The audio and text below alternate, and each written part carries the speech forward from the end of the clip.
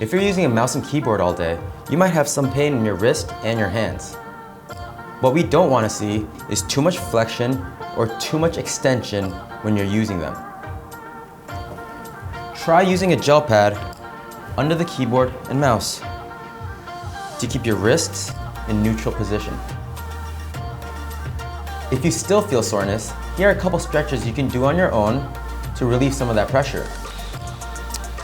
Your wrist flexors originate at the medial epicondyle.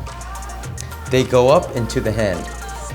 So what we're gonna do is we're gonna bring our fingers to our wrist, then we're gonna flex our wrist. We're gonna get our thumb and we're gonna place it around the wrist. And then we're just gonna do Spider-Mans. We're gonna let go of the digits, open the palm, and extend our wrist. We're gonna go all the way down to where we originated. Remember, you don't need to press that hard. All you gotta do is get some tissue slack and press. You can do the same thing on your extensors. Your extensors originate from the lateral epicondyle. So what we're gonna do is we're gonna turn your wrist around, we're gonna go into the motorcycle position, and then we're gonna go all the way down to the lateral epicondyle. So we're gonna go here, press with tissue slack, and bring your wrist into flexion. We're gonna go all the way along the entire arm.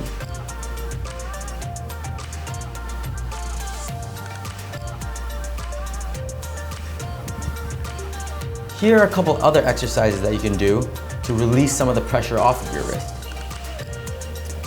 We're gonna go into this position with your fingers flexed over each other, and we're just gonna go in circles. To progress and make this more dynamic, we're just gonna go up and back down, practicing good range of motion. The next exercise is the prayer stretch.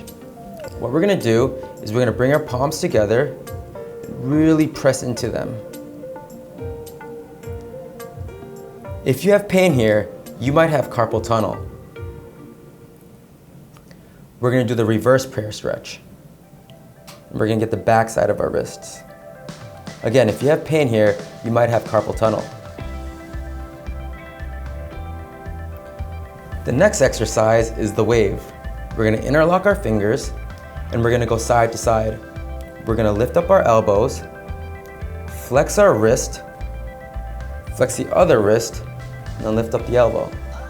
This is what it looks like a little faster. Really think about every joint and bring them through every single range of motion. And you can do this on the other side.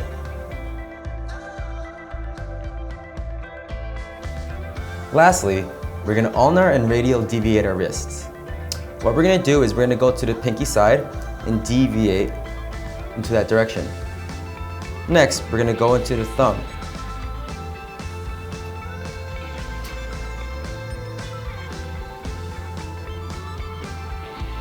If it makes it easier for you, you can fold the 3 fingers and keep your pinky and thumb out.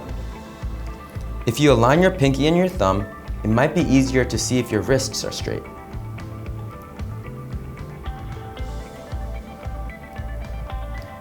If you feel tightness or pain in your thumb, try putting your thumb on the fat pad on both sides and squeeze. Another great way to stretch your wrists is putting them flat on the table in extension. What I'm gonna do is I'm gonna place the fingers towards me and slowly bear weight to your palms. Remember, I want to put weight at the edge of the wrist.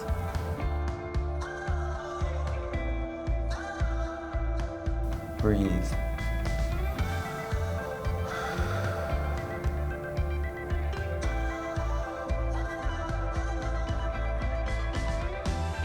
There are different mice and keyboards out there that might be more ergonomic.